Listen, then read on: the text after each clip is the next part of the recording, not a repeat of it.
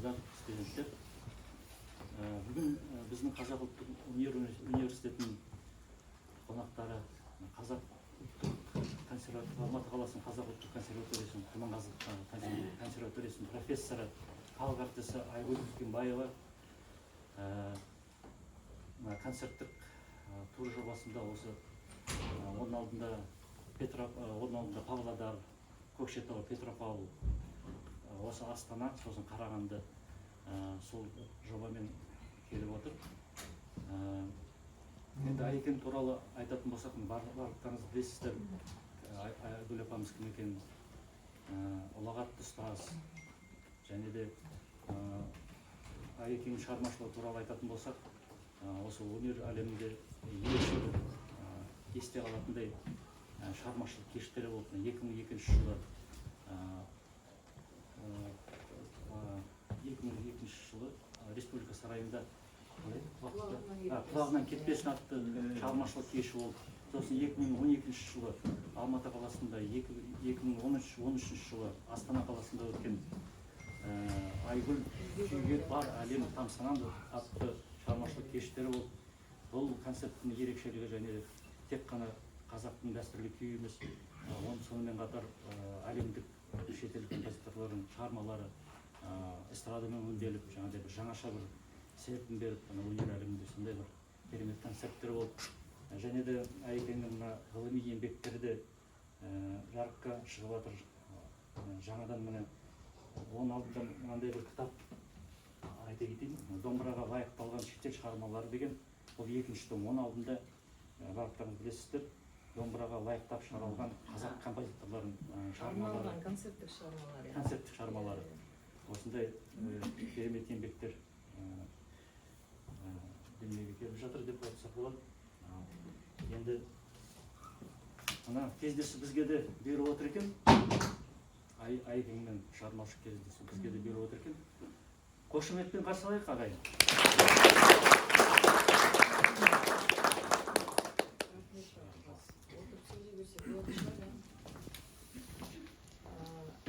Бізде осы сапар сіздерге жолығысып, өзіміздің бауырларымыз, Астанадағы әріптестеріміз, өзіміздің түлектеріміз, осы жерде негізгі құрам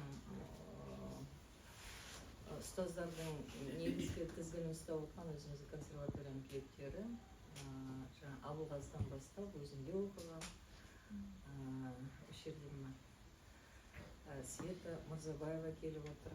Менің сокурсницам, консерваторияда бір курста оқыды. Орынбай ағамызбен біз көп жыл домбыра кафедрасында бірге ұстаздық еттік. Одан кейін мына жердегі енді жігіттер, бауыржандар, біздің консерватория күні кеше бітірген, қазір енді бәрі үлкен сахнада жүрген танымал сондай орындаушылар. Осы мүмкіндікті пайдаланып, біздер енді ешкім бізді шақырған жоқ, келіңіздер, осылай өткізіңіз деген ұсынысты күтпестен өзіміздің тарапымыздан инициатива көтеріп, ондағы мақсатымыз балдарды сахнаға тәрбиелеу, балдарды қазір біздің кезімізде енді әртүрлі концерт жаңағыдай шет жаққа шығатын мүмкіндіктер көп болды. Қазіргі кезде оның бәрі шектеулі, балдар көп ешқайда шықпайды. Сондықтан былтыр осындай жоба дүниеге келді. Сосын біз ойладық енді, оны тек қана консерваторияның қабырғасында көрсетіп қана қоймай, неге көрші облыстарға бармасқа, оған мүмкіндік жасауға болады ғой, шешім табатын нәрсе деп. Сондай оймен жаңағы Түркістан, Шымкент, Тараз қалаларымен келісіп, сол жақтарға біз балдарды алып шықтық.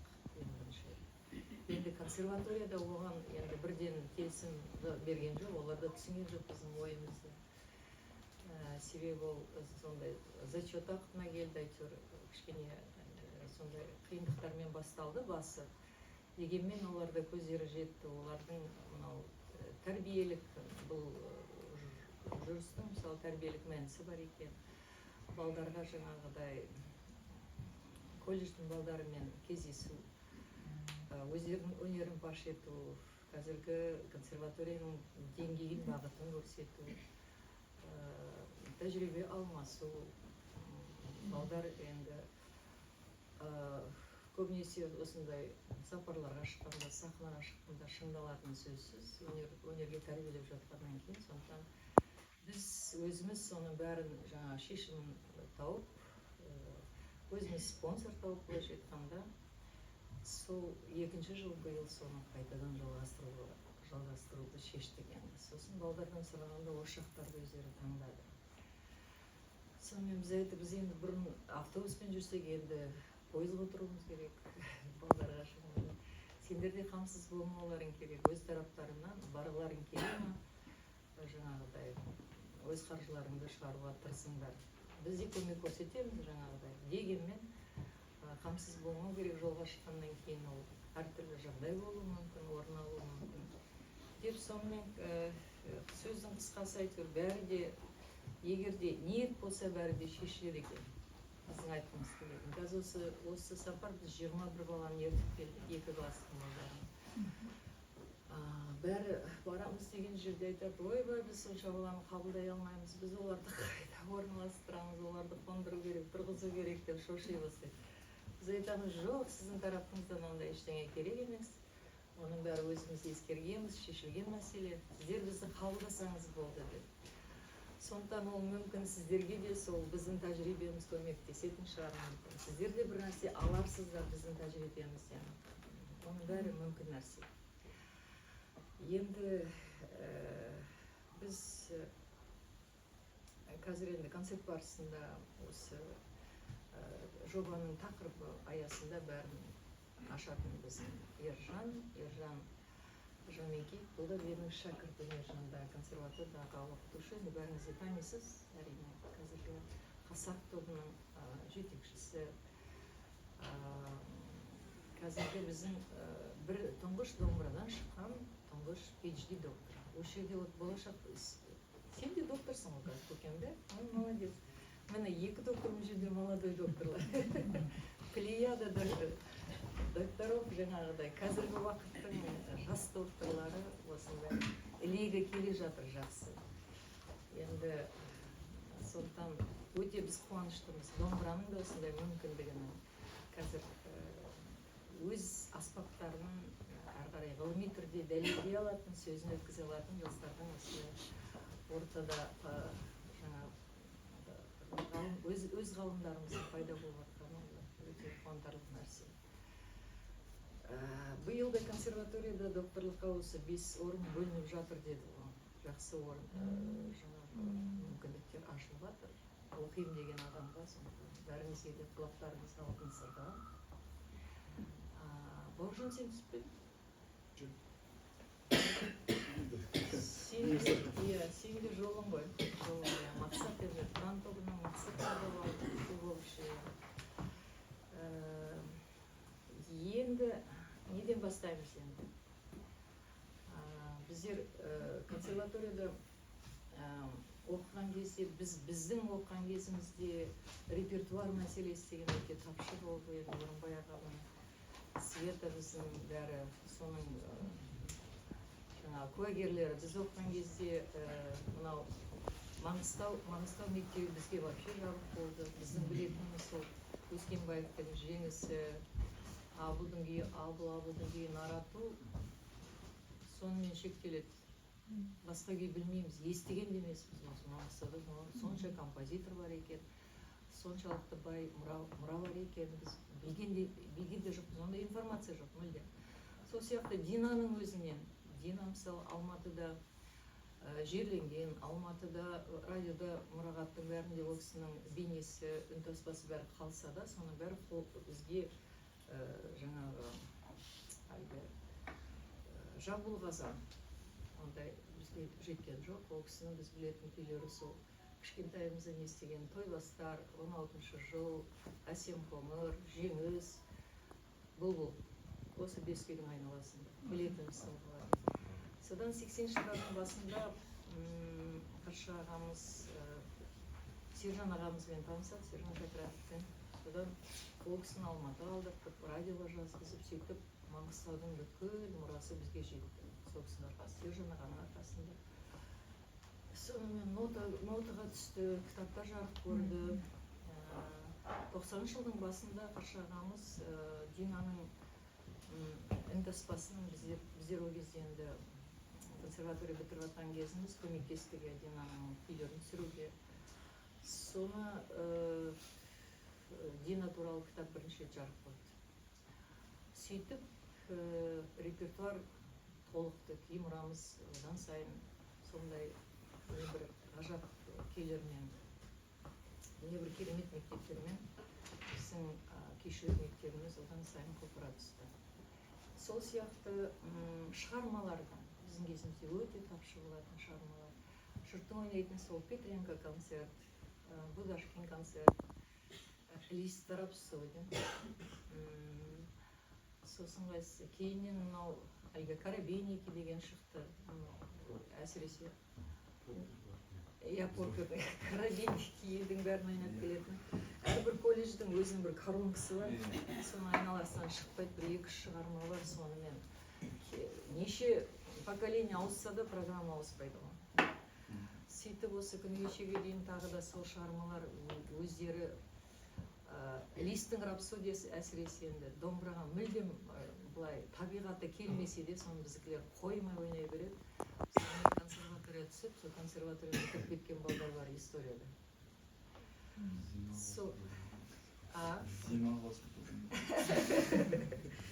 Зима енді ол кейін қосылған шығармалар олар енді Паганинидің.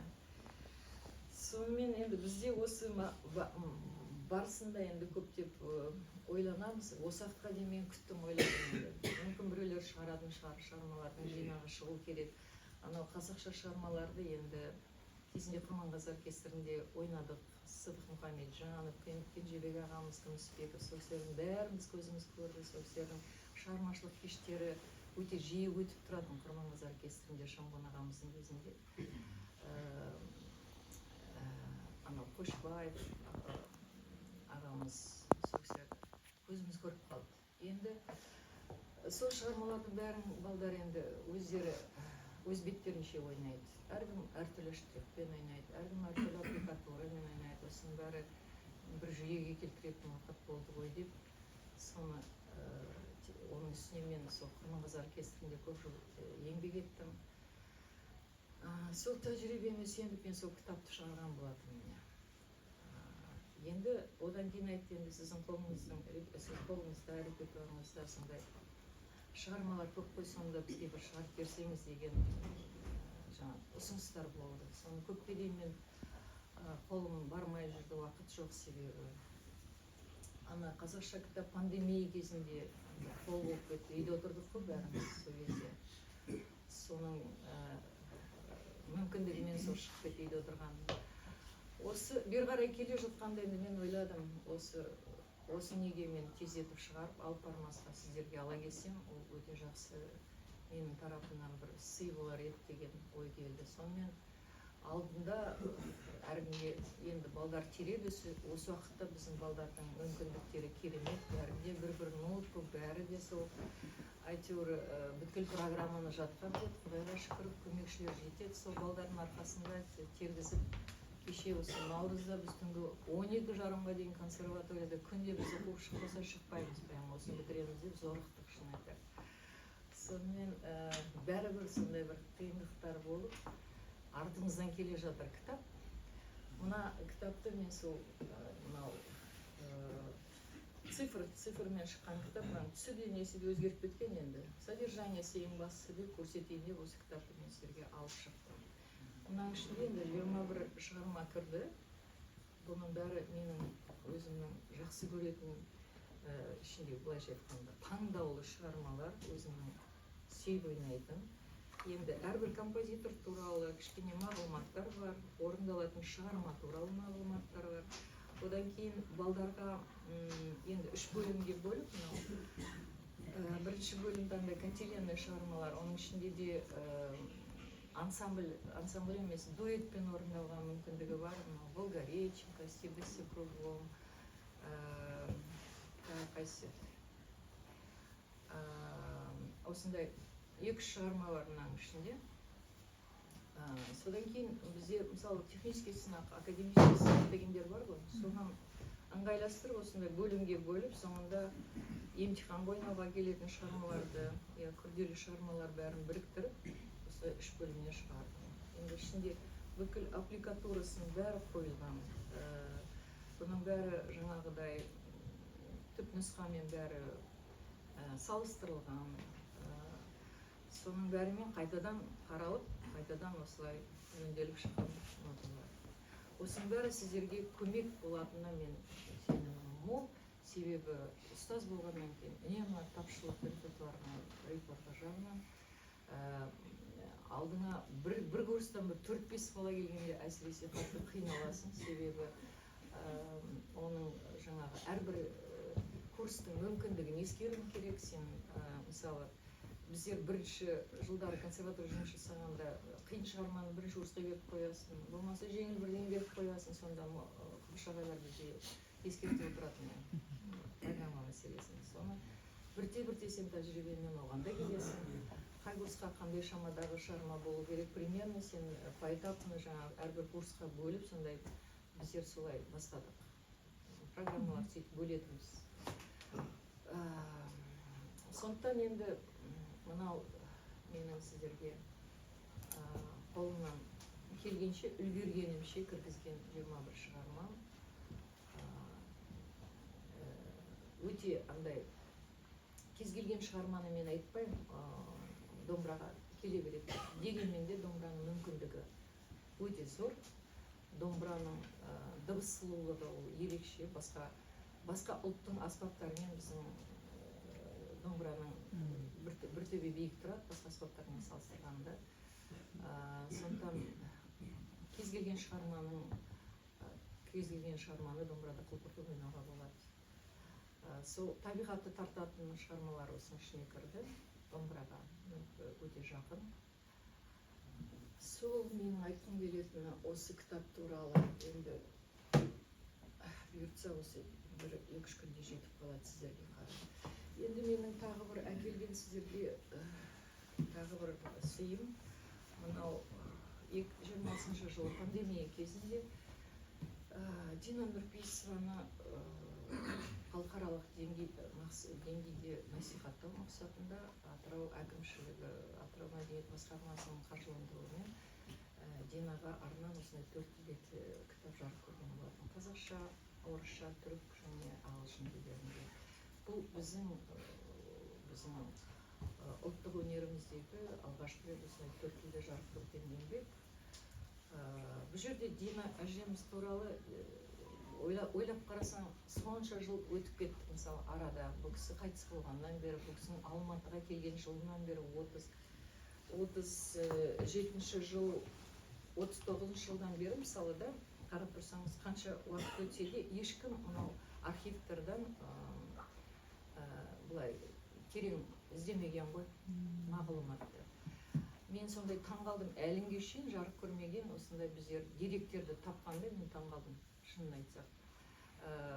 Динаның мынау ізімен өмір сүрген, ізімен, жолымен, мынау Асырқында ол кісі 15 жыл өмір сүрген, мысалы Ресей жерінде. Сол жақтағы өзінің қатысқан анау фестиваль конкурстары, сондай адамдардың аузындағы кейбір деректер, сол кездегі алған марапаттарының көшірмелері. Одан кейінгі 39 жылы Москваға барғанда, мынау конкурсқа жаңағы аспапшылар конкурсына қатысқанда, сол председатель жюри Узирга Джибеков болғандығы, мысалы, сол хаттама, конкурстың хаттамасы, мысалы, бұрын соңды біз оны көрген жоқпыз да. Болмаса, мынау Ташкентке барған сапар 44 жылғы, сол кездегі, сол Ташкенттегі жаңағы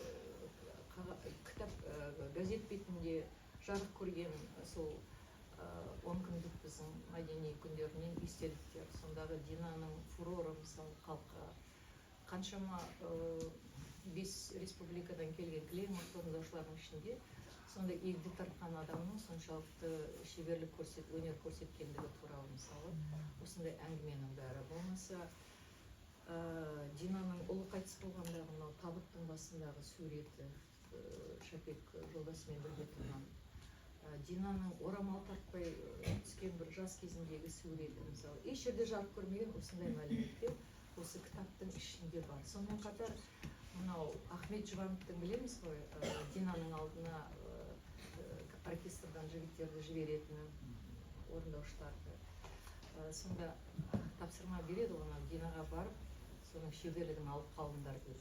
Енді ол кісінің алдына бір-ақ адам бару жаңағы Айтжан ағайларымыз айтады ғой әңгімені 3-4 адамнан барады екен бір-бір буыннан үйреніп қалайық деп ең болмаса себебі ол кісі көңіл күйіне қарап мінезі сондай жеңіл емес жақсы болып отырса екі-үш рет қайталауға өзінің ықыласы болса ойнайды ықыласы болмаса бір рет ойнайды да отыра береді екен соны анау үйрену мақсатында жаңағы 3-4 жігіт 3-4 жаңағы біреусі сағасын нетеді есін сақтайды біреусі ортақ буын біреусі бас буын сияқты сөйтіп күйді құрастырып аламыз деп айтады екен сол барған жігіттердің ішінде Ахмет Жұбановтың Нұрғиса Тілендиев болған екен біреусі Ғылман Әлжанов тағы біреуі кешегі Рүстембек Омаров осындай белгілі адамдарды жібереді белгілі адамдарды сонда жаңағы соңында ең соңында сол жігіттердің Ғылман Әлжанов болған ғой қасында Динаның қасында себебі ол кісінің мына стилін алу оңай емес екен деп жазады сол Ғылман Әлжанов қарап тұрсаңыз Динаның ең сүйікті шәкірті ең соңы Динаның стилін барынша өте жақын алған адам қасында көп ілесіп жүрген өзінің баласы сияқты тәрбиеленген сол кісінің қолымен жазған Дина туралы хаты естелігі сол да Атыраудың өлкетану музейінен шығып сол хат мына жерде қысқартылмай толық нұсқасы кірілді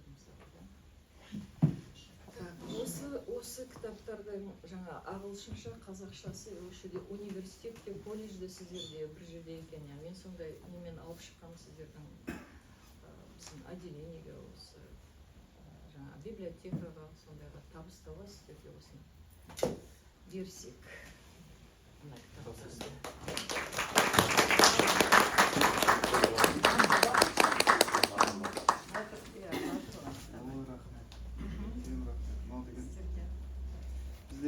бір жер болғанмен библиотекаларымыз бөлек апай. Өзінің библиотекасы бар. Жақсы жетеді как раз. Өзінің библиотекасы бар. Иә, мына жерде ағылшынша, түркшеден екеу ғана шығып қалған қазақша. Иә. Иә, мектеп бар.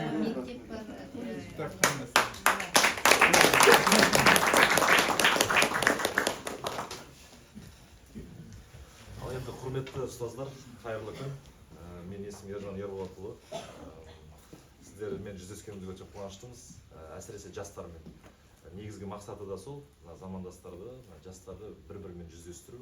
Біз тек соған себепші болып отырмыз. Сіздер және біз Айгүл Нариманқызының шәкірті болуды енді біздің өз көзқарасымызбен бізге белгілі бір жауапкершілікті жүктейді. Сондықтан осы 4 жылда студенттер бекер жүрмесін. Енді конкурсқа қатысқан әрине жақсы, оған қатыса берер, өсе берер, бірақ бәрібір біздің негізгі соңғы инстанциямыз біздің пікірімізше ол концерт болады. Концерттерде кім белсенді, сол соғұрлым ұзаққа шабады. Ал енді өкінішке қарай концертке көп шықпаса, ол да адам домбырашы әсіресе қол отырып біраз тұрып қалуы мүмкін. Осыны түсіндіру мақсатында, сахнаға үйрету мақсатында біз осы былтыр бастадық. Атын өзіміз шартты түрде өзіміздің фантазиямызға салдық. Модул 2.1.5 деп қойдық. Оның біреулер әлеуметтік желіде қараған болса білер, білмесе бүгін тағы да қайталап түсіндіре кетерміз. Бүгін осы сапардағы концерттеріміз бұл 2-ші бөлім болып есептеледі.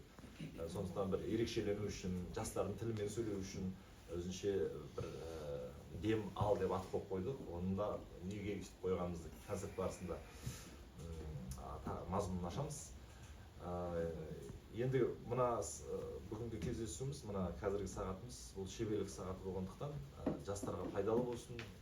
Консерваторияның да мына жақта ұстаздарымыз кезінде сол консерваторияның мектебінен шыққан. Сондықтан әр ұстаздың деп айтайын, өзінің көзқарасы, өзінің субъективті әдістемесі бар. Ол біреуге пайдалы болып қалуы мүмкін. Сондықтан ортаға 1-2 немесе шама жеткенше 3 балама кезектесіп шығайық. Алда келе жатқан конкурс немесе олимпиада немесе мемлекеттік емтиханда орындайтын күй орындаңыздар. Ана қазақта сөз бар ғой, қызым саған айтам, келінім сен тыңда дегендей. Бір балаға айтқан ескертпе, ұсыныстар басқа балаға да пайдалы болады. Енді қыздар, жігіттер, студенттер, 4 қалада мен байқағаным. Басында сен шықшы деп бір-біріне бүйтіп отырады. Сен шығасың, соңынан кейін шеберлік сабақтың соңында ағай мен шығайыншы, болды, рахмет, концерт басталайын деп жатыр деп сонда үлгермей қалып жатқан жағдайлар 4 колледжде да қайталанды. Сондықтан қорықпай келіп ортаға шығып.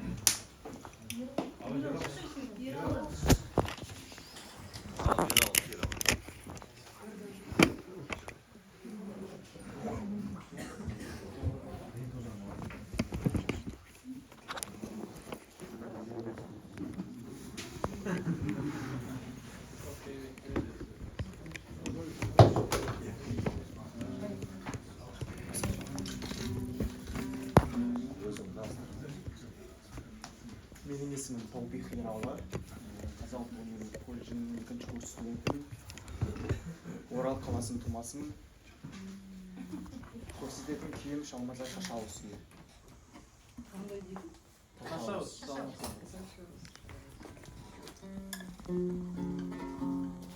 Сен пьесаларды не ойнайсың? Программа қандай? Қайда дайындап жасай аласың?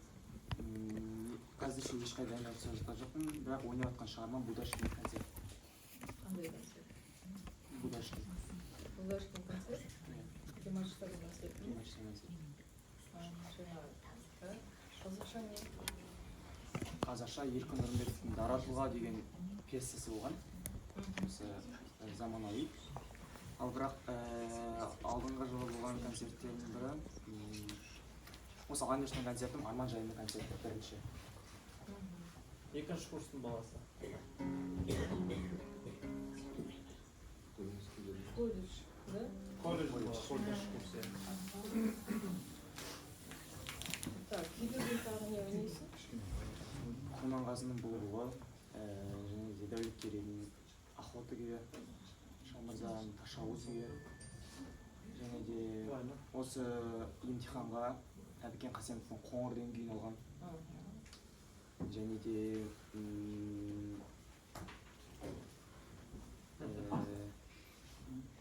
кіші Қаратөс деген күйді алған. Осындай күйлермен. Олимпиада қатысатын балдар бар ма? Іштеріңізсіз? Олимпиадаға Ай Жарқын деген бала қатысады. Тұрған қарбашы? Шағыда. Ай Жарқын деген бала.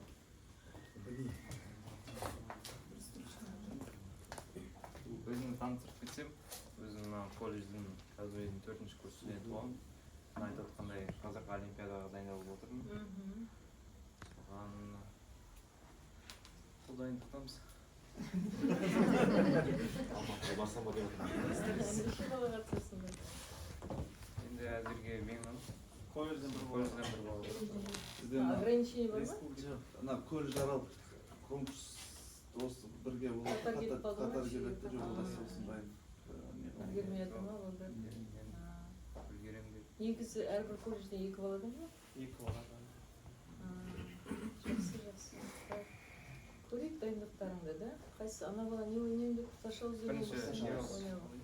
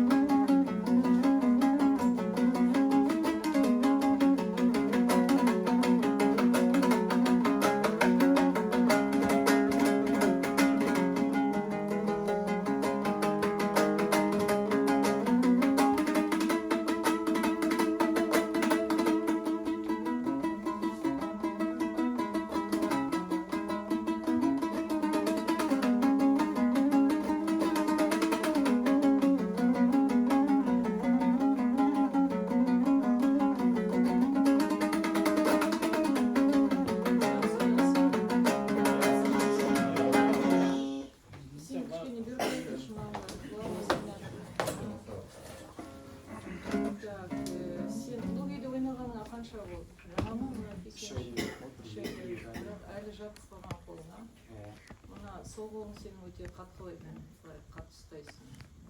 Сол қол, екі қол, музыканттың екі қолы бірдей жұмыс жасау керек. Көбіңіз мына вибрация беру деген нәрсе біздің балаларда жоқ. Айтпасаң істемейді, айтсаң істейді, одан кейін қайта қойып қояды. Вибрация дегенде үнемі адамның қолы тербелсе тұру керек. Жалпы музыканттың қолы жұмсақ болу керек. Сенің мына қолың қатты өте. Дыбысты өте қатты. Дыбысты тербету керек. Вибрация деген сөз ол тербелісті. Біздер мынау домбырада вибрацияны біздер мынау скрипичная школа, виолончель, мына европейский музыканың аспапқа сүйенеміз, солардың негізіне сүйенеміз. Вибрацияны берген кезде білекпен беру, да? Виолончельге де, скрипкада да осы тербеліс, біздің домбырада да осы тербеліс болу керек. Ол үнемі тербеліп тұру керек. Сен қазір мысалы сол қолың жұмыс жасамайды екен. Сен ол жалғыз күйде емес шығармай алғанда ертең осы әдісіңді жасайсың. Өйткені сен солай дағдыланбағансың. Екі қолдың жұмыс қабілеті бірдей болу керек. Екі қол бірдей жұмыс жасау керек. Екі қолда да күш болу керек. Мынау жансыз нотада былайша айтқанда жан беретін, жан бітіретін ол орындаушы. Да? Вот. Сен соны қазір жеткілікті жасап отқан жоқ. Сондықтан сенің сосын асығыс ойнайсың, шала ойнайсың, дыбысты соңына дейін ұстамайсың. Осының бәрі сенің мынау жеткілікті деңгейде мысалы меңгермегендігіңді көрсетеді. Сосын саусақты сен сәл кішкене былай тікелей басады екенсің. Саусақты біздің мына подушкамыз былайша айтқанда етті жермен бассаң, неғұрлым дыбыс соншалықты құнарлы. Дыбыстың сапасы. Мынау шеміршек, нағыз мынау тастай жермен басасың сен, дыбысың сенің соншалықты әдемі шықпайды, жүрекке жетпейді. Сен сондай тәсілмен бір ойнап көр, қолды тербетіп, вибрациямен асықпа, дыбысты соңына дейін алу керек, сарқылау керек дыбысты. Асығыс переход жасауына шала кетесің. Кеттік? Тағы да бастай ғой, жаңа ойнаған айтқанға байланысты.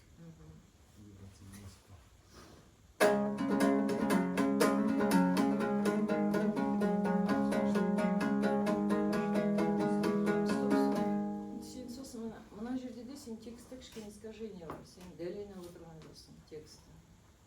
Солай ойналып кетті, сен шала жаттадың.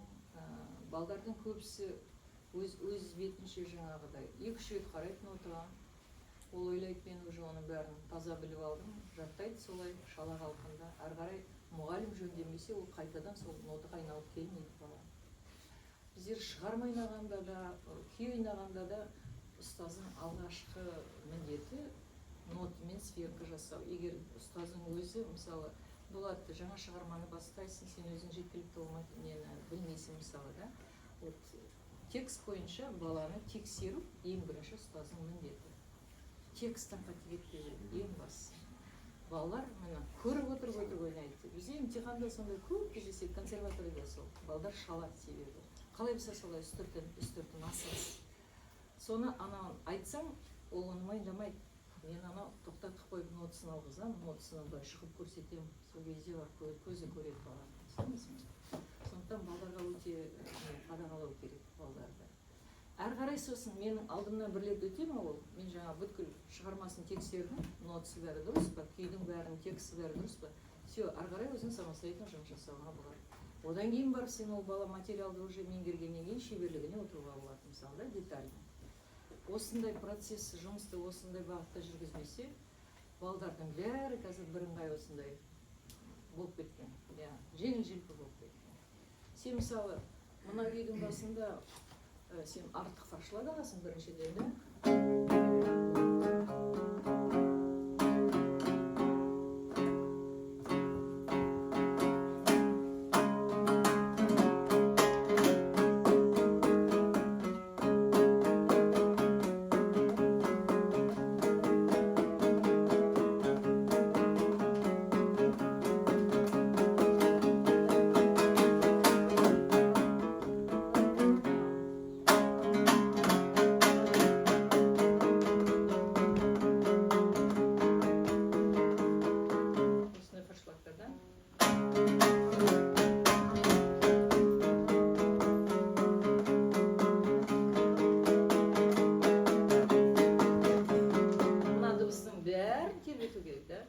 тұрған отының бәріне тербеліс жасап үлгеру керек, тербетіп үлгеру керек. Әрбіреуіне сенің жүрегіңнің жылылығын беріп үлгеру керек.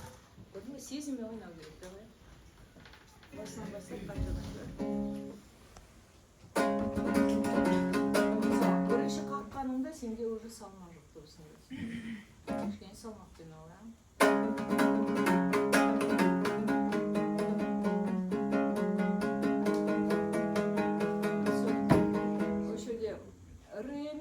Ми, фа, емес ми, фа, ми, да, тексті.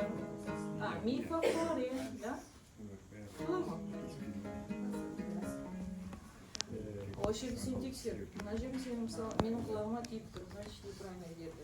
Сен де сол фада қалып қойып отырсың, олай емес тексті емес. Соныш, қарай жатсың.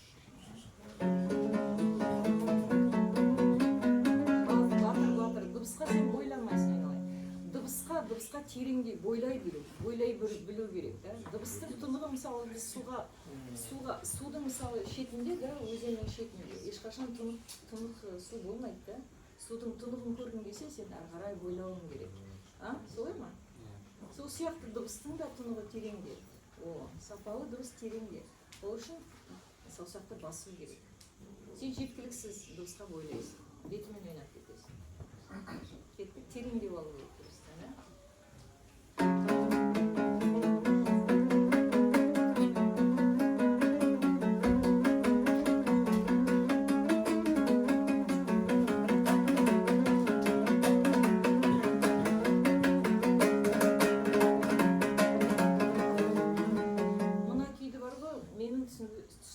Түсінігімше өте шалқыты ойнау керек, да? Ол сенде сол настроение жетіскенде. Кейін басында мынаның өзін қағу керек прямо, да? Нені салмақпен, да?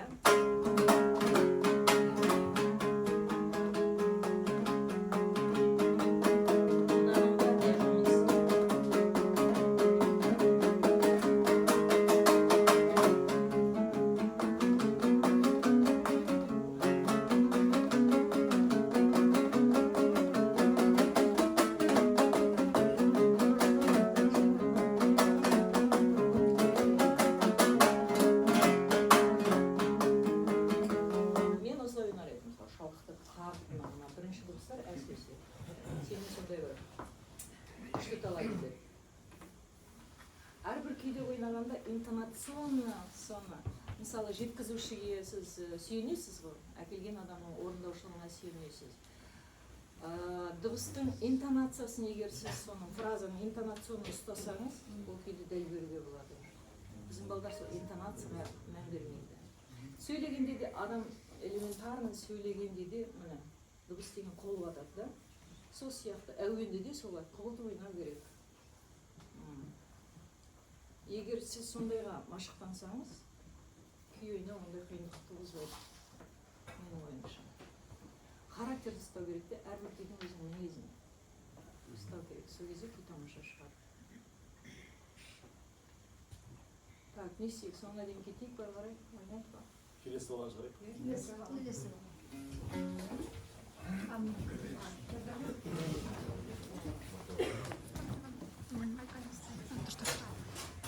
Жаңа конкурсант болады.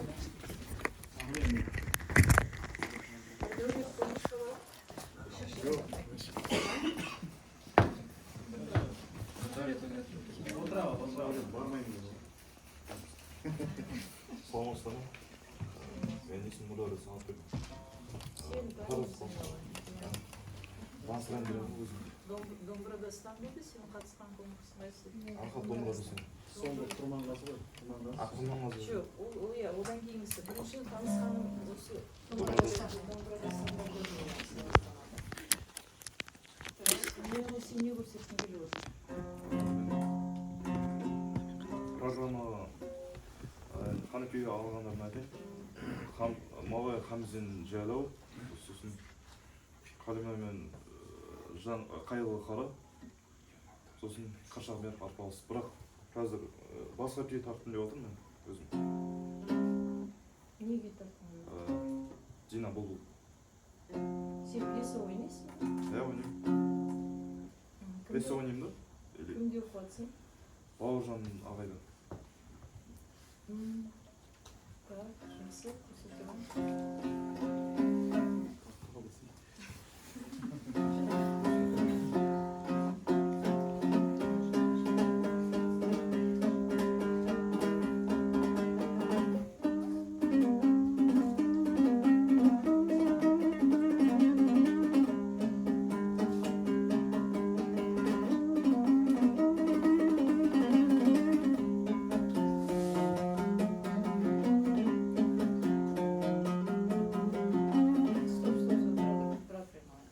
Нұрдәулет, сен өте талантты баласың. Сенің дыбысың өте әдемі. Сен өзіңді уже көрсетіп, өнердің ортасын былайша айтқанда, өзіңнің атыңды белгілі қылып тастадың уже. Бір-екі конкурсқа қатысып, сен қатысқан конкурсынан үнемі жүлде алып жүрген баласың. Так. Енді сен мына күйді орындаған кезде кімге сүйендің? Бұл күйді кімнің орындауында сен меңгердің, айтшы? Дина Нұрпейісованың өзінің орындауында. Өзінің орындауында. Сосын тағы бір жас күйшілерден бар. Жоқ, жас күйшіні айтпаймын. Сендерде менің сұрайтыным, Дина, мысалы, кез келген шығарманы алғашқы жеткізушісі кім, сендер соны біліңдер. Жеткізген кім ол күйді? Ол адамның орындауында ол күй бар ма, мысалы, шығарма? Вот, пожалуйста, соған сүйеніңіз. Әркімнің интерпретациясы әртүрлі. Ол, мысалы, сахнада жүрген адам әртүрлі түрлендіріп ойнауы мүмкін. Күйдің бірнеше нұсқасы болуы мүмкін. Бірақ та оқу процесінде белгілі бір тұрақты вариантқа сүйену керек. Ананың орындауында, мынаның орындауында, оның үстіне жас адамдардың орындаушылығына үлкен корифейлар тұрғанда сүйену қажет емес. Менің түсінігім бойынша. Артынан сен білім ордасын бітіргеннен кейін сахнада қалай етіп ойнайсың, ол сенің шаруаң. Бірақ, мысалы, оркестрлық күйлерде мен үнемі айтамын. Біздің эталон Құрманғазы оркестрі. Құрманғазы оркестрінің вариантына сүйену керек. Себебі бала оқуды бітіргеннен кейін барған жерінде ол кез келген оркестрдің құрамына отырған кезде ана бәленшенің варианты еді, түгеншенің вариант деген әңгіме жүрмейді. Оркестрлық бір нұсқамен бәрі бала оқу процесінде сол нұсқаға сүйену керек. Уже сен ол күйді меңгердің ба, сен уже нақты білесің, ол оркестрлық вариант. Кез келген оркестрдің құрамына отыра қалдың, домбыра күнде мысалы. Бәрі бірдей болып ойнап кету керек. Түсіндіңіз ме? Вот, саған да айтатын. Мысалы, сен Динаға сүйендің деп айтқанымен, ол Динаның толық сен нұсқасын ала алмағансың. Ішінде, мысалы, қағыстан сенде қателіктер бар. Содан кейін Динаны ойнаған кезде, мына батыс мектебінің ерекшелігі оңғолдың мынау ауқымы. Оңғол ауқымды болу керек. Динаның, мысалы, 94 жасқа келгенше қолынан домбыра тастамаған, ол кісінің күші қайраты қайтпаған. Сүйектері соншалықты асыл адамдар, ондай жаста қазір енді білмеймін. Ешкім анадай етіп активный өмір сүре алмайды шығар 74-тен кейін мысалы, да? Екі талай.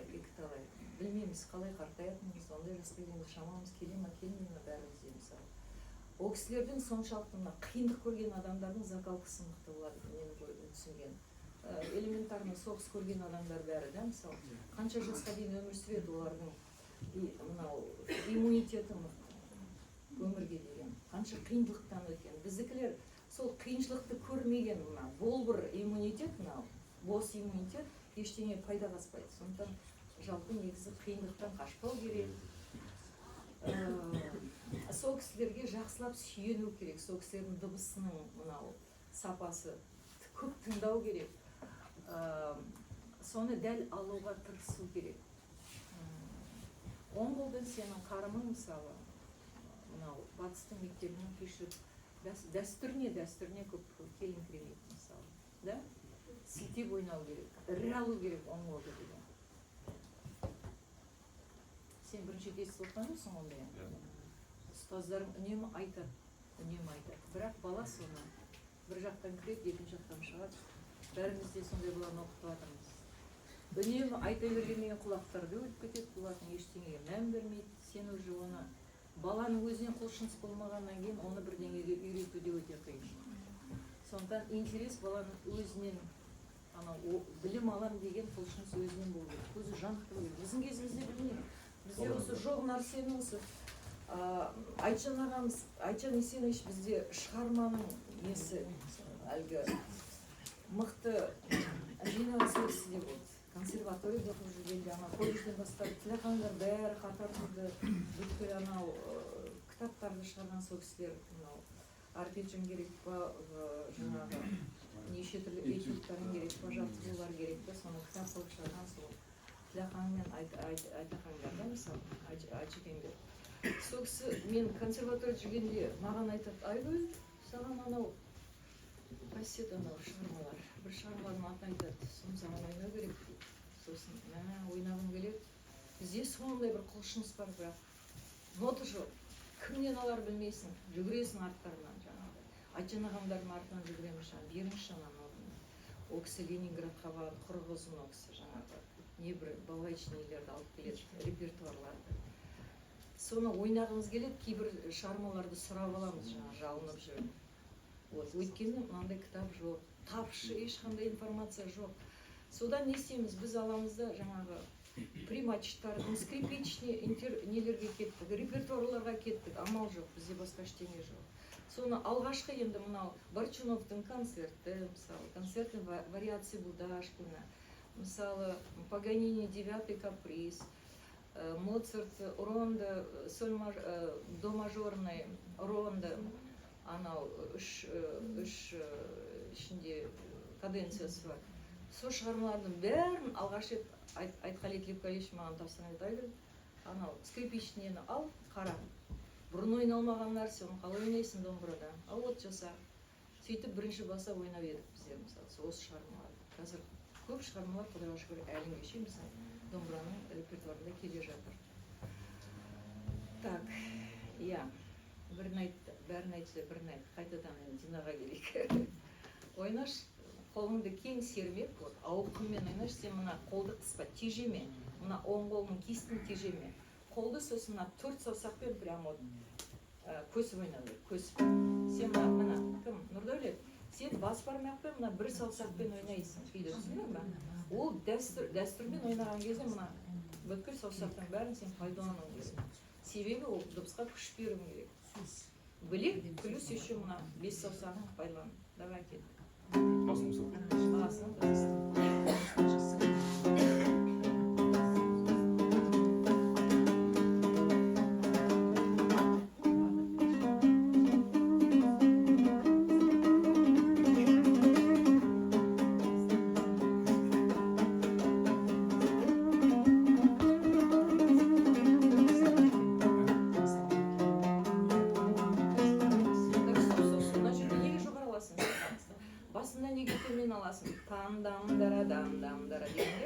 жоғары қарай, ол бітіп тұр ма? Келесі дыбысы сен жоғары бастауың керек. Төмен бастау отсын сен, да? Астын берші. Мен саған қалай көрсетемін. Құлақпен қаласың да.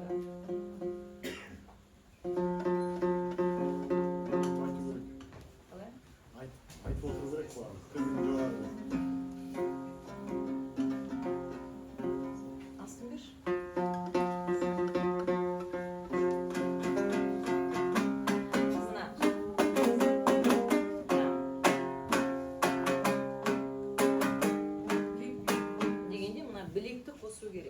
Батыстың күйлерін білексіз ойнауға болмайды.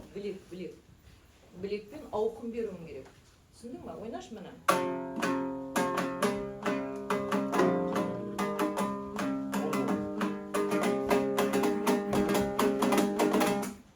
Келді.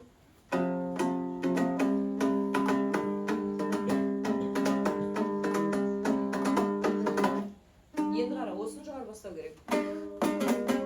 Себебі келесі фраза заканчивается. Қара. Міне, мына дыбыс қой. Міне, мына дыбыс. Оны неге біз төмен басамыз керек басында? Емес қой. Міне.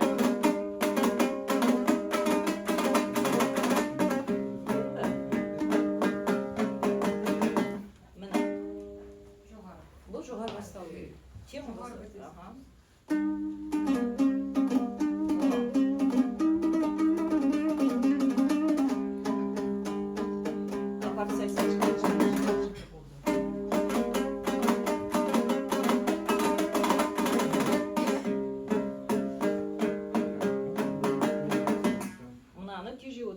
дыбысты өшіріп отырасың, да?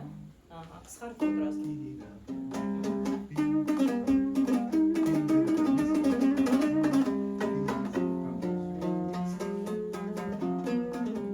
Төмен басылады.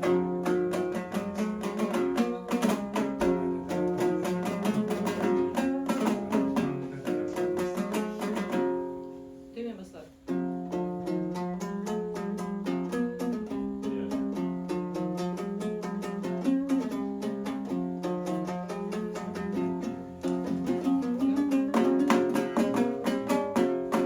Екі төмен.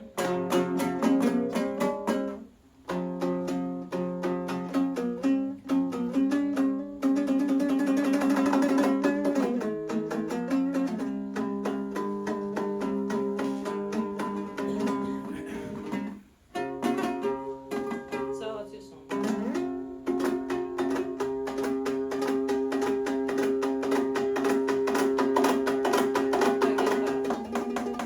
Динаның өзінің орындауына сүйенетін болсақ, біздер бұрын біздіңге колледж оқыған кезімізде, Ореке, сіздердің кездеріңізде бұлбұлдың бір варианты болды. Елдің бәрі сол вариантты ойнайды. Жаппас ойнайды. Жаппас, сол Азидолла ғалымдар бәрі сол вариантты бәрі ойнайды. соны ойнайды. Тремоло сияқты осы күні кешеге дейін меруерт, по-моему, сендер де солай ойнадыңдар, сол поколение. Жаппас. Сен өз вариантты біз естуден аламыз де, ондай вариантты бар екен де білмейміз тіпті бейхабармыз. Сонда мысалы ритмический ритм осылай түседі мысалға.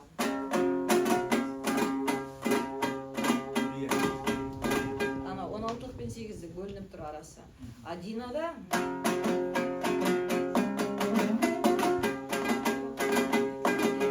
дөңгелетіп алады, дөңгелетіп.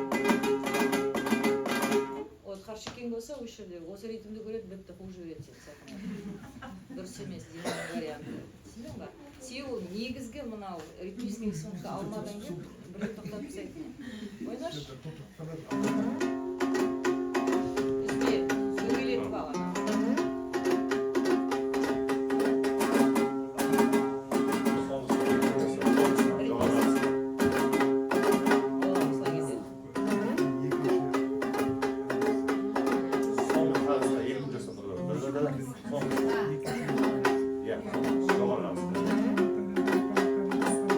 Ритмический рисунок.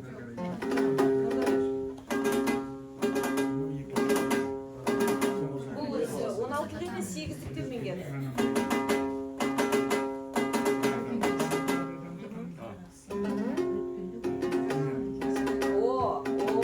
Осындай бағыста.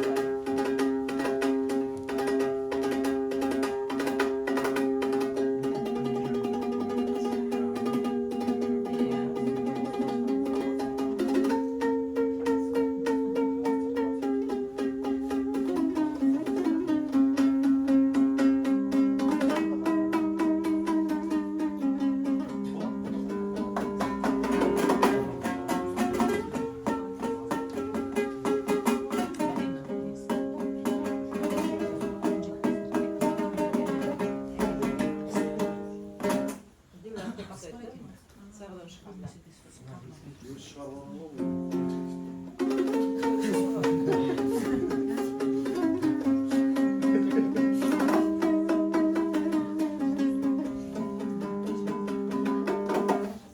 Жоқ. Деп лақтырады.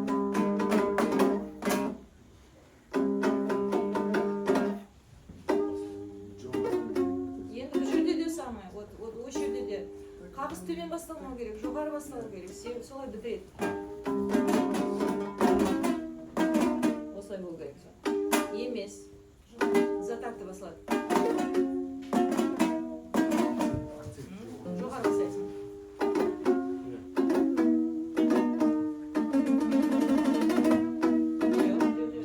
Артқа салып кеттің ғой, да?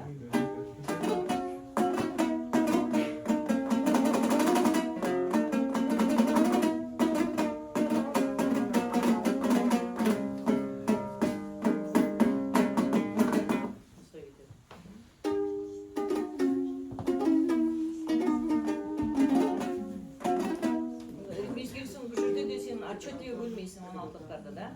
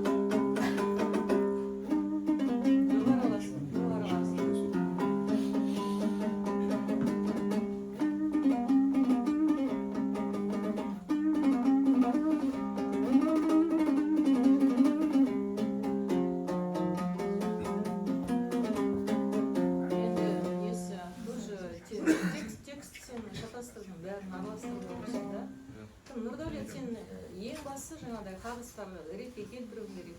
Оң қолды сен Дина болғаннан кейін ауқымды ойнауға тырысуың керек. Әсіресе бастаған кездерде от көсіп тұрып бастау керек, шалқытып да кейде. Содан кейін мына 4 саусақты пайдалануды сен оң қолыңда, 2 саусақпен ойнайсың барлық кейде. Шектелме қолыңды, барлық мүмкіндігін көрсетіп қолыңды, пайдалан барлық саусақтың күшін. Сосын күйді ойнаған кезде сен запистан снимать етіп отырсың қазір. Оның өзі сен дәл беріп отырған жоқсың. Сен айтасың, запистан тыңдадым, жеткіліксіз тыңдағансың. Әрбір фразаны дәл қайталап, интонацияны дәл қайтала беремін. Вот саған айтатын ойнаған. Үйренгенде бірден дұрыс үйрен. Қате үйренген күйді жөндеу өте қиын болады. Қате жаттап алған күйді солай ғой. Сондықтан саған менің пожеланием солай. Білек деген түсіндім ба мұнда? Білек. Ау. Иә, түсінемін. Наоборот, менде жарты жыл оқыған. Сіздің колледж, студияда ма? Студияда? Иә, мен студиямда жарты жыл оқыған, консерваторияда студенттермен кездесуін жасаған, Қарағандыдан шақырып.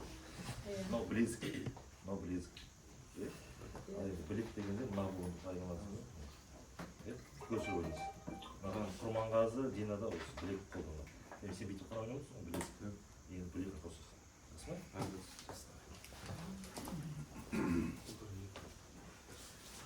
Болды. Бізде уақытша қалай? Тағы бір балаға уақыттara кетеміз.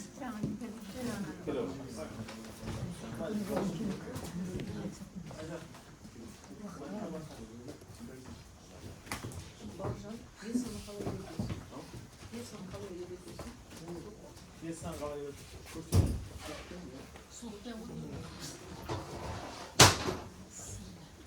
Бөлек методика керек. Бөлек методик, бірақ не бірдей ме, талап бірдей ме? Әлде жеңілдік бар ма? Үйгеріп жатсың, 2 пьесаны жақты үйретесің. Мысалы, Бізде бір пьесадан ойнаған. Жоқ, ол ВСК кезінде бір пьеса. Колледжда Жазда да, қыста да сіздерде бір пьеса ма? Бес күйден 4 күйден. 4 күйден. колледждің бағдарламасы бойынша күздік емтихан, қыстық, көктемдік, жаздық. Рубежка сияқты дәрежеде. Бір шығарма қалау бойынша. Бізде студенттер жоқ па? Заранее жүру керек. Ондай кезде заранее дұрыстасып жүру керек. Вузда айтпай Сол 7 күй, иә? 10 күй 7 күй. бір шығарма ма, 2 шығарма. Так, сен не көрсетесің? Махамбеттің күйі көп. Как раз апаң жақсы көреді. Сен басқа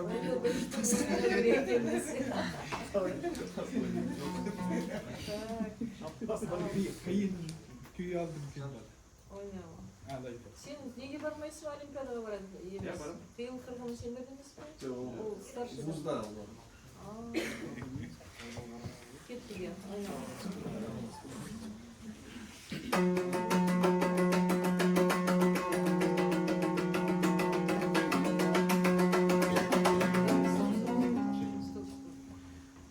Бізде домбырада мына переход бар.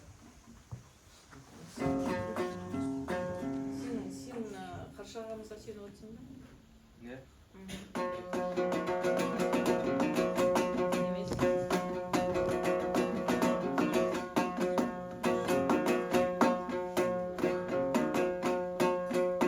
Осы переходтан осынысы.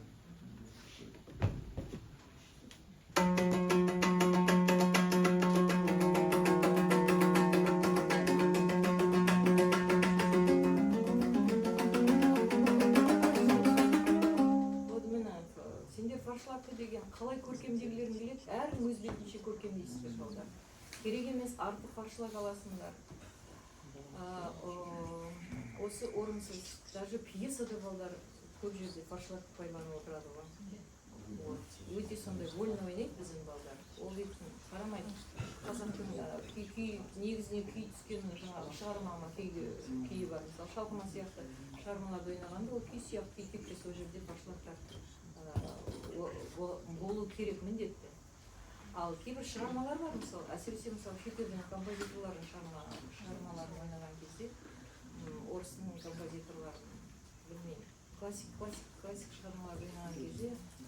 сияқты болу керек. Вот. Балдар бәр жерде фаршлар ойнайды. Болмайды. Жазылып тұр ма, ал жазылмай ма, өз бетіңмен қоспа. Сен ондай деңгейдегі музыкант емессің, өз бетіңше интерпретация жасайды. Түсіндер ма? Сендер ондайға да жетерсіңдер кейін. Бірақ әзірше учебный процессте. Жалпы клаверге сүйену керек. Қалай жазылып тұр солай, все. Сен мұғалімге де солай дәлелдей аласың. Неліктен десе сен айтасың, вот міне, нота осы жерде міне қараңыз. Мен осыған сүйеніп отырмын. Сенде дәлел бар. Түсіндің ме? Сондықтан всегда музыканттар кішкене сауатты болыңдар сол жағынан. Болашақ музыканттар. Так. Енді әрбір күйге тән енді фаршлақтар бар ғой. Күйді біздер көркемдейміз, күйшілердің бір артықшылығы сонда ұлы күйшілер. Олар білген күйді қалай көркемдеу керек. Қай жерінде фаршлаг алу керек мысалы, да? Фаршлаг алу керек екен деп, оны кез келген жерге пайдалануға ол да болмайды, шектен. Адамның жүрегіне тисе. Сенде қазір мысалы сондай фаршлаг көп, бәрін бебеулетіп ойнап отырсың. Двойной фаршлагтармен ұрып отырсың. Ойнаш басамыз.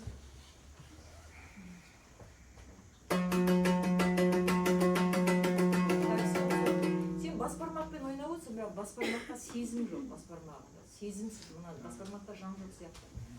Ойнаш кішкене, терең алшы ана дыбысты. Ойлаш.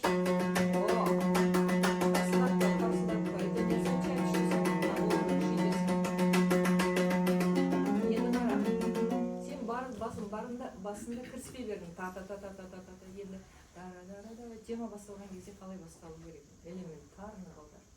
Тема қандай нюанспен басталады? Тема енді егер де басында... Жоқ, ұзақ әңгіме айтпа, просто не сен сұрады.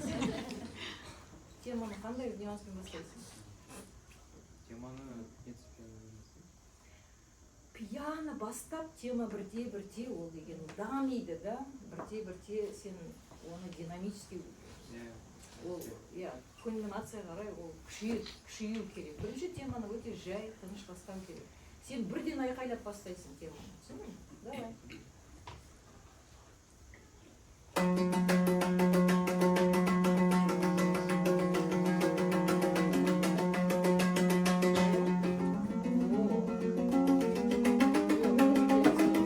Жерде терция емес қой. Кварт түсу керек қой.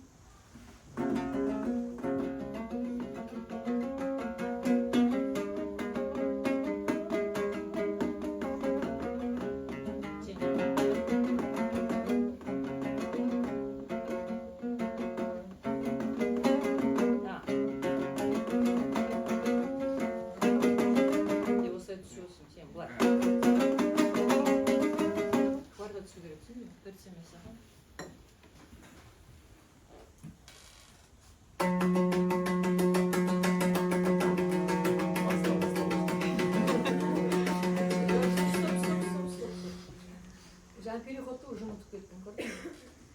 Переходты уже ұмытып кеттім. Да, переход. Содан кейін сендерге бір нәрсе көрсетсе, балдардың бәрі сенде ограничены біздің балдар. Ана тексті еркін меңгермегеннен кейін тоқтатқан жерінен әрі қарай ойна десең, сен дамып қалады бала деген. Ол ана фразаның басынан бастамасы оны есін түспейді. Сенде де дәл сенде көрсетсің, көрдің бе? Сен кіріспеден бастап кеттің, қайтадан басынан бастап жатсың, да? Сен темадан бастап жатсың. Жоқ, біз енді детально жұмыс жасап отқаннан кейін сен тоқтаған жерден баста. Уақытымыз аз, онда бәрі. Темадан бас, темадан.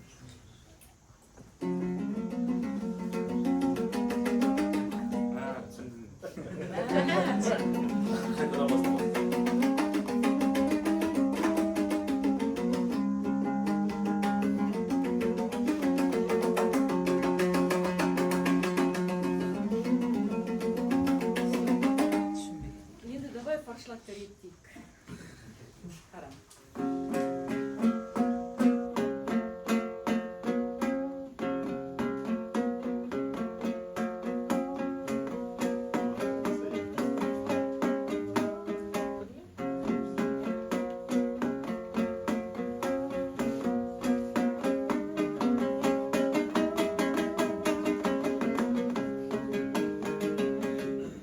Негізі байқасаңыз классический күйлерде двойной форшлаг бізде көп өте сирек кездеседі. Бізде современный үйлерді әдетте біз сөйтіп безілдетіп ойнай береміз. Современный күйге ол бара береді. Бірақ классикалық күйлерге мына Құрманғазы, мына сен қазір ойнап отқан Махамбеттерде сен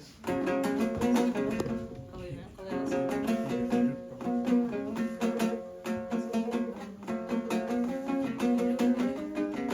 Білмеймін, сенің даже ала алмаймын мен сенің алып отқан форшлагың. Вот, бір форшлагпен ойнашы, строго ойнашы.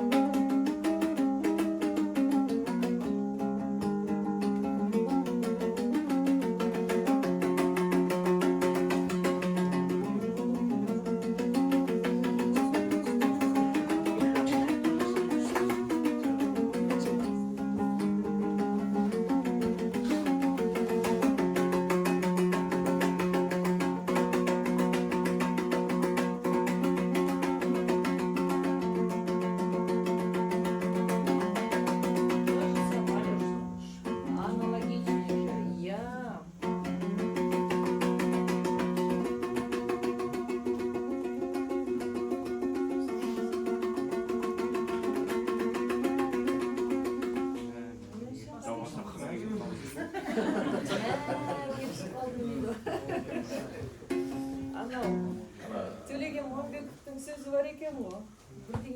Бірдеңе жаңағыдай осындай айтқан кезінде оны менің саусағым біледі деп айтады деген бір сөзі фразасы бар екен. Вот саусақтың қайда алып қашатынын білмейсің кей кезде болады. Себебі сен шала білгендіктен сен даже біліп отқан жоқсың. Басқа күйге ауысып баратқаныңды әбден жетіп қалған кезде мә дейді.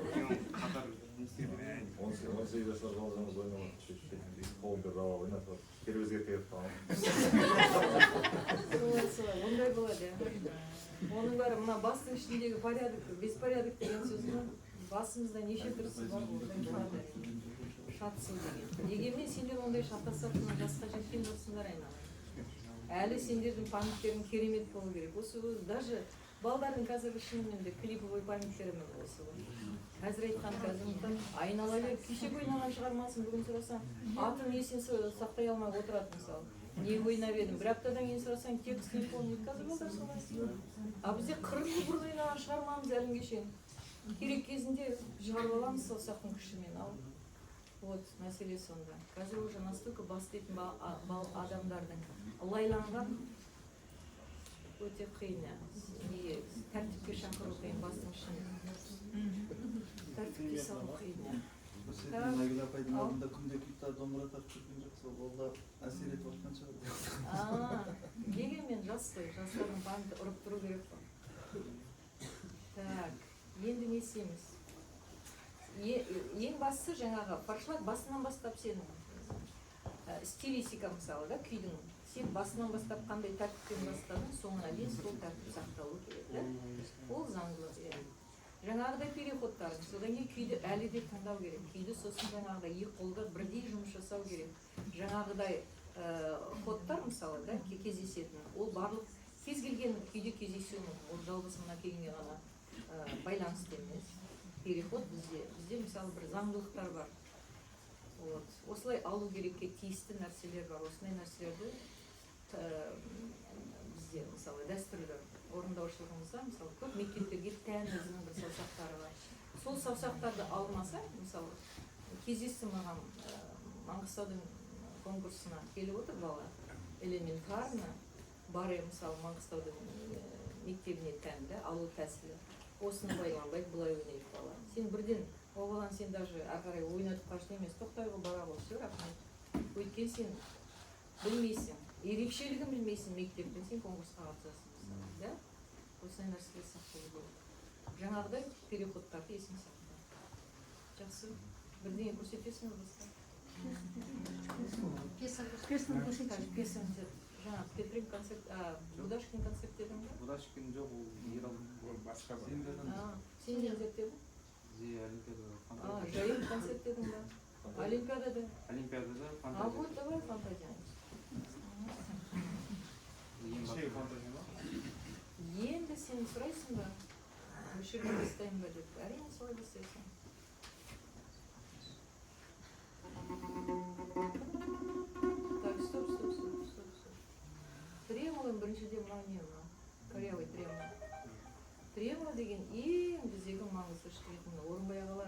очень тремолға заниматься ететін мысалы.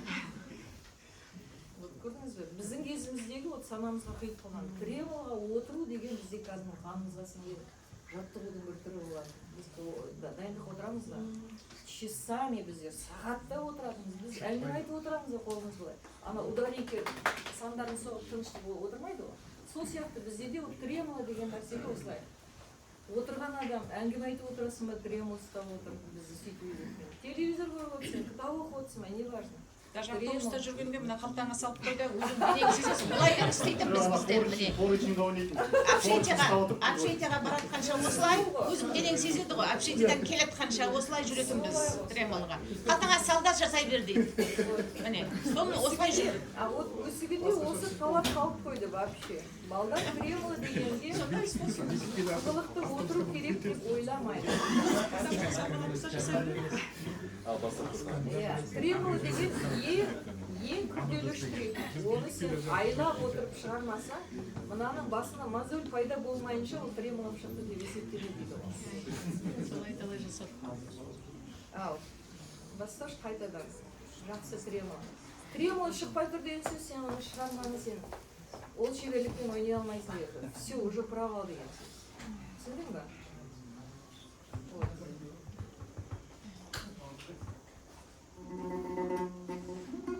Так, стоп. Сен кітаптағы нұсқаны кітапқа қарап шығардың ғой, да? Так. Сол жерде солай бөле ма? Жоқ. Қалай жазылып тұр ол жерде? Көз алдында бар ма? Штрих ол жерде қойылған көз алдында бар ма?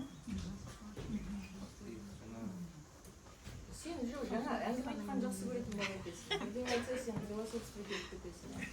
Сен маған просто практика жүзінде көрсет, сен бірақ көрсетіп отырсың. Бірақ сен соны көз алдында қалды ма, нотада алды ма, мен сен соны сұрап отырамын. Сен оны жеткілікті қараған емессің, өйткені сен штрих қателене аласың. Үзбеу керек. Мен ол жерде тәсіл пайдаланып саусақты ауыстыру арқылы тремолоны үзбей ойнау тәсілі. Ол біздің школа мынау Айқали Лепқалиұлынан келе жатқан мысалы тәсілдерді. Тынысты мысалы тремолоны үзбей отырып алуға болады. Ол тек қана саусақ ауыстыру тәсілі өздері. Мен соны көрсеткенмін деп, сен соны жасамайсың. Кетіп үзбей ойнаймын. Бірақ саусақ ауыстырасың кетіп. Так, енді қара, анаған секірме. Бір кейкі көшу керек. Әрине, біле отырсың.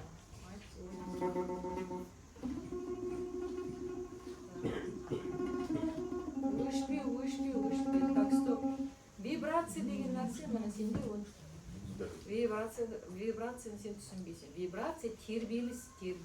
Мына. Тербету, әлдилеу, жақсы көру, білмеймін, аялау. Тербеліс. Вибрация деген сол. Сендер керісінше қорқытарсың. Дірілдетпе, тербетті. Мен жаңа айттым, скрипичный сен білесің, скрипачтар ойнаған кезде вибрацияны қалай алады, да? Виолончелистер қалай әдемі алады, неге бізге де солай алған болмайды? Мүмкін ғой. Үйрету керек, міне, білекпен тербеліс жасау керек. Бізді осыған отырғызып қояды кезінде. Айтқали ағайлар бізді осыған отырғызып қояды, міне. Вибрация жасап. Осының өзіне біз кәдімгідей дайындық жасайтынбыз. Кеттік?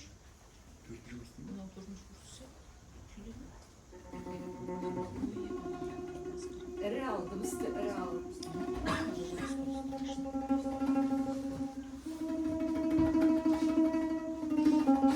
Саусағын көрсеңіз. Ана жерде 3-тен кейін сен 4-ке ауысып кетті. Ана жерде 2-мен 1-мен барып ауысып кетті. Көрдің бе? Аппликатураға балдардың соншалықты немқұрайлығы осы. Қарап көрсетіп қойған нәрсенің өзін теріс ойнау, енді ол барып тұрған білмеймін дарақылық деді. Ол совсем шектен шыққанды бұл. Бағынбау деген соншалық. Сен ұстаз айтқаш демес нотаны берді ма, сен соны дәп-дәл ойнап шығу музыканттың міндеті айналайын. Ұстазында міндет емес. Сендер үшін кешке дейін отырып, оның бәрін шықынып отыру. Сен өзің аккуратный болмасаң, сенде сол әдет жаман әдет бойыңа қалыптасып қалады. Кейін сен бәрі жерді сөйтіп, примерно анау жайықтың суы 40 көшке болжаммен. 45 дейтін Шамбон ағамыздың әңгімесі. Вот Шакингерден қалған фразалар ғой. Жайықтың суы 45 Жайықтың суы, иә. Болжаммен қазақ сөйтіп сөйлей берген ғой, болжаммен. Вот сен сол болжамды мына жерде қазақилығын салып отырсың, дәл ойнамайсың. Біріншіден сен штрихті көрмей отырсың, екіншіден сен ана жерде көрсетіліп тұрған аппликатураға мән беріп отырған жоқсың, мүлдем. Вот сауатсыздық деген сенің бойында уже тұнып тұр, түсіндің бе? 4 жыл ұрыста отырсың сен. Ары қарай сен не алып кетесің? Консерватория келесің, қайтадан естіп, әңгімені естіп бастаймын басынан. Уже шеберлік қалады, жайына балалардың жаңа мынау санмен дос емес балдар. Музыкаға келдің бе, сен санмен дос болуың керек. Санағың келмей ма? Барып орынды босата ғой, бара ғой. Сен ары қарай сен просто музыкантқа тән қасиет бойында жоқ па, сен уже басқа профессияға бара ғой мысалы. Болмайды дейді балдар. Сан деген біздің ең негізгі біздің қағидамыз, ұстанатын қағидамыз. Сен санмен музыка шығатын, сен соны мына басында ұстауың керек. Санамаса музыка шықпайды. Әзірше сендер ойнап жатсыңдар. Колледждің деңгейіне келетін шығармалар. Ол бірте-бірте күрделенеді егер. Оны сен санамасаң, дәлдікпен музыка шықпайды ол. Қалай шығарасың сен? Үнемі сол болжаммен жүресің, біреудің айтқанын қағып алып, өз бетіңмен анаған қашып былай нотадан. 2 рет қарадың деп нотаға беттегісі келмейді бұлар. Үнемі қарап отыру керек. Процесс міне, учебный процесс деген сол. Біз концерт фестивалін не үшін ойнатамыз сендер? Үнемі гармония. Сендер жалғыз өздерінің партияңнан басқа бұлар партияны білмейді. Қай жерде түсетін білмейді. Паузаны бұлар музыкаға жатқызбайтын мүлдем. Пауза бір демалыс сияқты бұларға. Демалатын бір аялдама сияқты. Ана пианистің ойыны, ол да сенің часть музыки, оны сен түгел сен оның да партиясын жатқа білуіне тиіс екенін сендер білесің. Так, сағат деген неше? Біз әңгіме айтсам біз кешке дейін отыра береміз, сағат деген 11-ден кетті.